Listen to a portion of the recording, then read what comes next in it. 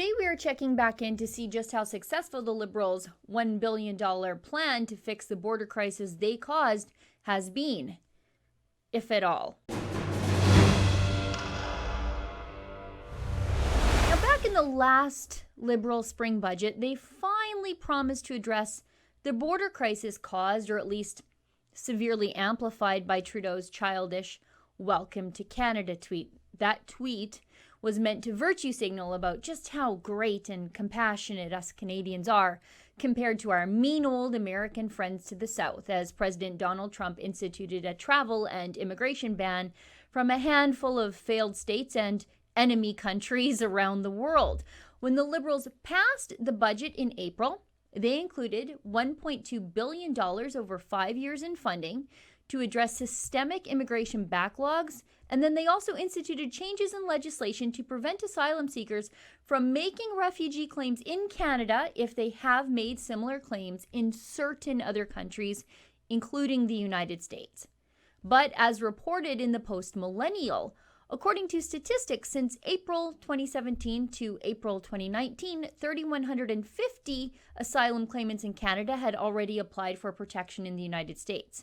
Now, under this new legislation, these individuals would now be completely disqualified from obtaining a hearing with Canada's Immigration and Refugee Board.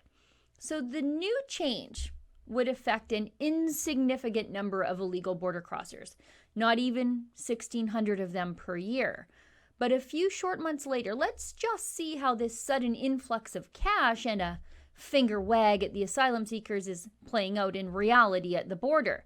Is this tiny tweak in legislation fixing the stampede Justin Trudeau's one "Welcome to Canada" tweet caused in our entire immigration system?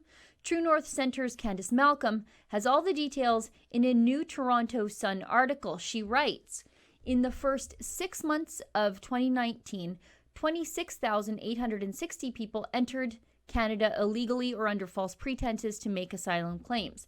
That number is higher than the first half of 2018, when Canada received 25,225 claims, and the first half of 2017, when 18,445 claims were filed, is more than the total number of claims in 2016 at 23,870.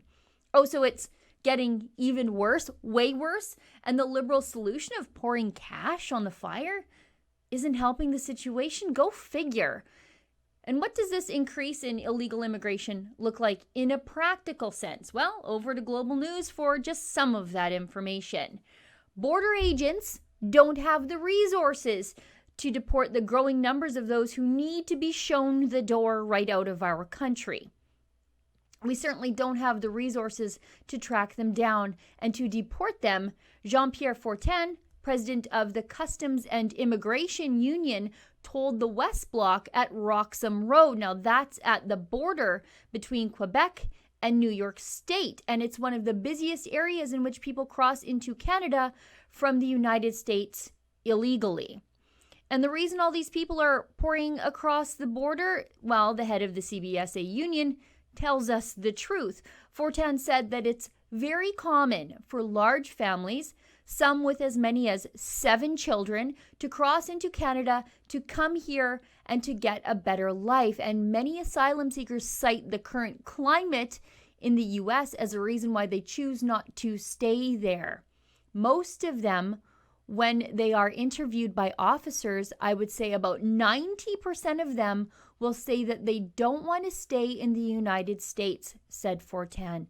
It's because they don't like the policy of Mr. Trump, he added.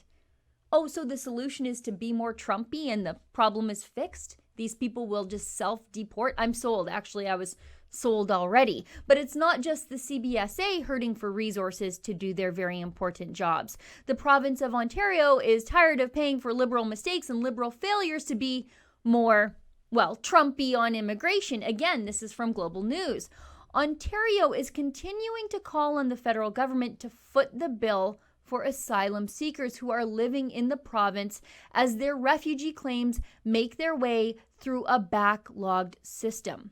Ontario officials say they paid out $200 million to cover costs associated with illegal immigration that the province says the feds should be on the hook for, like $45 million in legal aid services and another $64 million for schooling costs.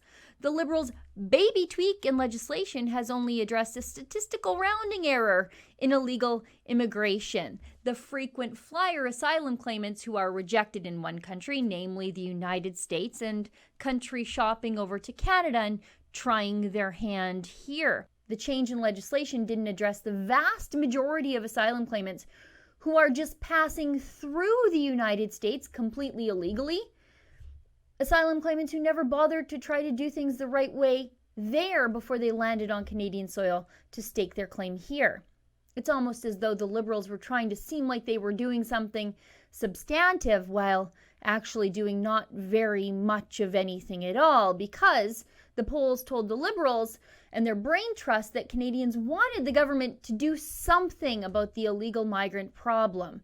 But ideologically, the Liberals remain just your run-of-the-mill, open borders extremists at their core.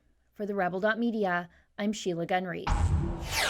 Rachel Notley may no longer be the Premier of Alberta, but her legacy of censorship and her attacks on the free press and her critics remain.